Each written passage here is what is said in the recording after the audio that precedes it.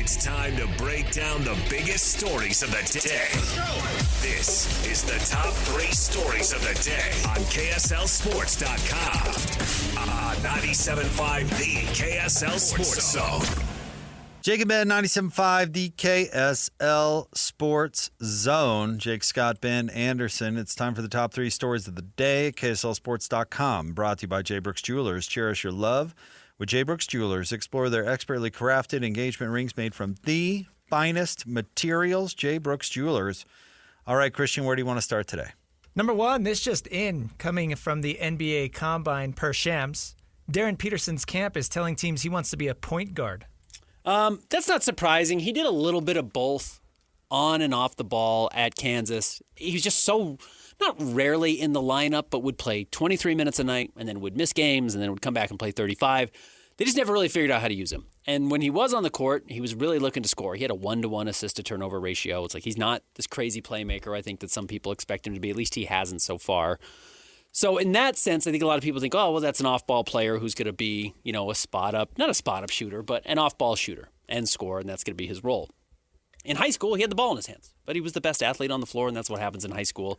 It's like in baseball, your best player is your best hitter and your best pitcher. It's just like he's a tier above everyone else, so you're going to put the ball in his hands as often as possible.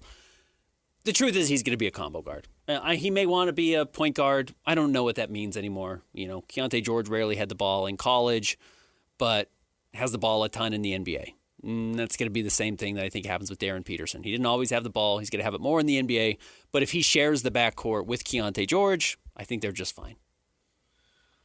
Yeah, what is a point guard? I think that's an interesting thing. All I care about it, because I think offensively he's probably going to be pretty good. Does he guard? I think that's going to be an important thing. I don't know. He might bully out Keontae a little bit. Yeah, absolutely. If that's the direction it goes, or make Keontae a little bit more expendable. Why are they floating that out into the atmosphere, I wonder? Well, do you wonder if that's aimed at Atlanta? Or, excuse me, not Atlanta, Washington. At Washington, because of Trae Young. He doesn't want to go play with Trae Young. I don't want to play with Trae. I want the ball in my hands, so don't put me in Washington. AJ Dybantsa should do the same thing. Yeah, nobody wants to play with Trae. I, too, am a point guard. Yes. Well, hey, AJ does love to dribble. Yes, he does. So he could probably sell it.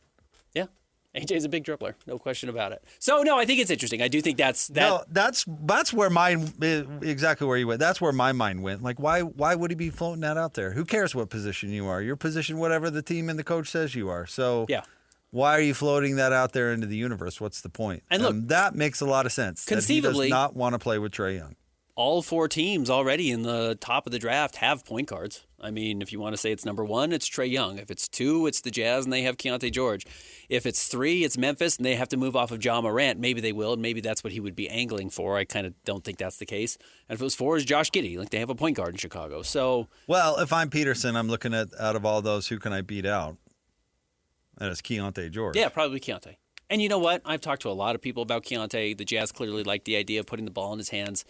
It's not like you entirely lose Keontae's value if he's off the ball. Simply put. Yeah.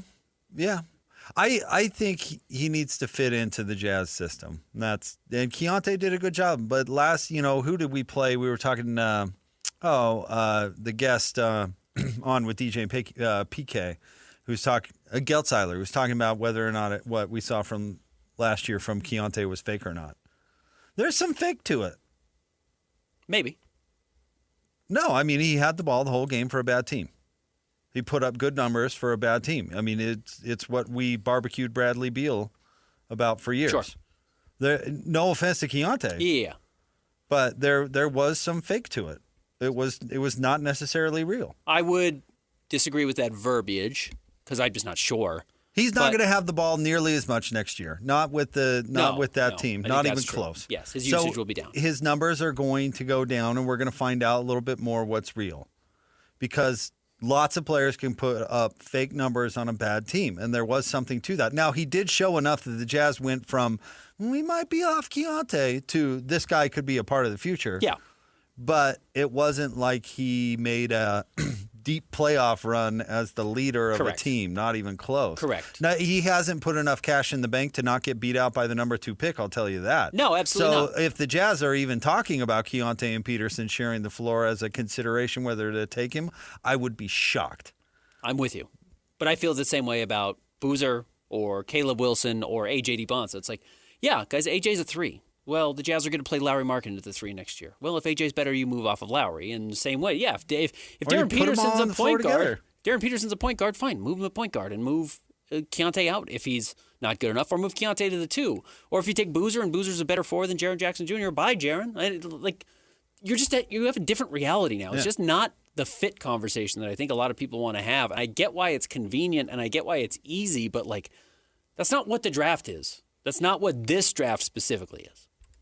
I remember when Dennis Lindsey drafted Dante Exum because he thought Dante was good. Mm-hmm. And everybody was like, hey, how's he going to play alongside Trey Burke? And Dennis was like, I don't know. It doesn't matter. Yeah, right. Trey Burke doesn't matter. It doesn't matter. Yeah. We took this best player, and we're going to put him on the roster, and we're going to be psyched about it. Correct. And it didn't work out, but I mean, I remember that. I remember Dennis down at the old practice facility and coming out and talking about it. And he's like, I'm not going to let that determine what we're going to do. They're going to make it work together. But yes, that conversation will not change anything the Jazz do at 1 or at 2, I should say. No.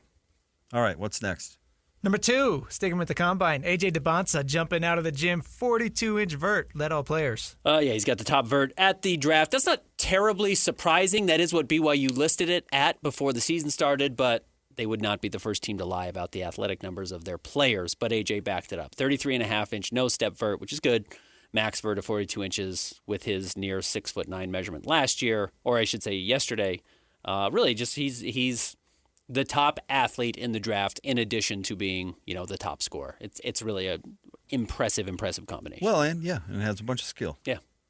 He should be in consideration to go number 1. Absolutely. Yeah. I don't think any other player has had a crazy combine. There are guys like Kingston Flemings who might jump up to 5 now, who's in that conversation of guards who had a very good combine and shot well and is super athletic, but he measured out as being pretty shorter than people thought. AJ isn't worried about that at all. Nothing he's done to disqualify him. He's had a better combine than Darryn Peterson. He's had a better combine than Cam Boozer. So if he was 1 going into the draft, or at least kind of the presumptive number 1 going into the combine, and then he has a great combine, it's only good for AJ. And remember, the only thing that matters at the combine are the medicals and the interview. So good times. Yeah. The 3-cone run or whatever it is, just Correct. might as well stop. Guys shooting in an empty gym doesn't matter. There's not one GM who looked at that number from A.J. Dybantsa and goes, "Oh, I didn't know he could. Didn't know he could jump. Had no idea." Yeah, it backs up what you think. Yeah, well, it just doesn't matter as much. I mean, I think the combine gets attention on the numbers because the NFL gets so much attention and they call it the same thing, but the use of it really isn't that big a deal. Let alone personal workouts and all these things that matter so much more. But you do get all of their medicals, and you do get to sit down with them. Yes. And those are the 2 things that matter the most. I mean, I feel bad for Darryn Peterson. He's going to sit down with, 4, 5, 6 teams, however many his agent and he decide. And he's going to have to talk about sandbagging games in every single one. Yeah. It's going to be his big question. Throughout the combine, after he gets drafted, that's going to be the top question. How's the cramps? Why are you sandbagging games, dude? Yeah. What's you not going care? on? Yeah, you're not playing hard? Do you not want to play? Because the heart is the not measurable. And like we talked about yesterday, if you draft a great player with no heart, doesn't matter. It doesn't matter. Yeah, Derek Coleman. Super talent. Didn't like basketball. Okay. Well, I don't know what to tell you. I don't think Dwight Howard had a lot of heart. Yeah, may not have. And it doesn't mean that the player's going to be a failure, but it does mean that they're not going to reach their potential. Yeah, for sure. And, Darryn Peterson does say all the right things. He says, I'm an assassin. I'm a silent killer. I do all this stuff. Well, show it. Silent assassin doesn't mean anything if you're just silent everywhere. So those are some of the big questions. What's next? Number 3, Spurs, T-Wolves, Game 5 tonight. We're going to skip over last night's games? I don't know, we can talk about it later. That's what I put in there, bro. Lakers swept. Okay. Yeah, T-Wolves Spurs tied up at 2. I can't believe Wemby's going to play. I hope somebody from the T-Wolves elbows him into tomorrow. Well, the rule obviously is going to be for the Spurs, for the Timberwolves, try and frustrate him. He can be frustrated. Now he's got to be very careful. He's going to be under the microscope, and he's probably going to try to adjust. So he's got to find a balance of the right aggression without going over the line, and he went over the line last time. So that should be the key if you're the Timberwolves. Come out, push him around. Try and get him to commit another foul. He's not going to get ejected again, I don't think, but clearly he does not like what's happening. So keep going at him because you can take him out of a game. I hope that the gloves don't come off and it doesn't turn into somebody going and trying to injure somebody else as much as I'm joking about it, because that's a realistic thing. Like, it really could happen, and you never want to see anybody get hurt. But I think the T-Wolves have a chance to steal one. They've already proven that they can overcome the insurmountable home court advantage in the playoffs and win in San Antonio, as long as Anthony Edwards is right and they figure out a good way to either get into Wemby's head or slow him down like they did in Game 1, throw different looks at him. I mean, I think Finch is a good coach. He's a very good coach, and Jaden McDaniels, come swing down on Wemby's arms. You're not trying to injure him, but you are trying to anger him. I've got no problem with that at all. You should do that every game. You're trying to win a championship right now, and you're pretty close. So, yeah, you've got to get through this series. And if the best way you can get off of a series is throwing another guy mentally out of the game, please do. That should be what the entire game plan is, because you're not going to beat Wemby physically. He's 7'5" and does everything on the court very well. So, yeah, you've got to anger him. You've got to challenge him. And then personally, as a fan of basketball, I like seeing the adversity, and I would love to see Minnesota win tonight and put Wemby with his back to the wall for the final two games, having to win in Minnesota and then back at home in a Game 7 to advance to the conference finals. I think it's a great storyline. All right, stay tuned. We'll have more coming up next. It's Jake and Ben, 97.5, the KSL Sports Zone.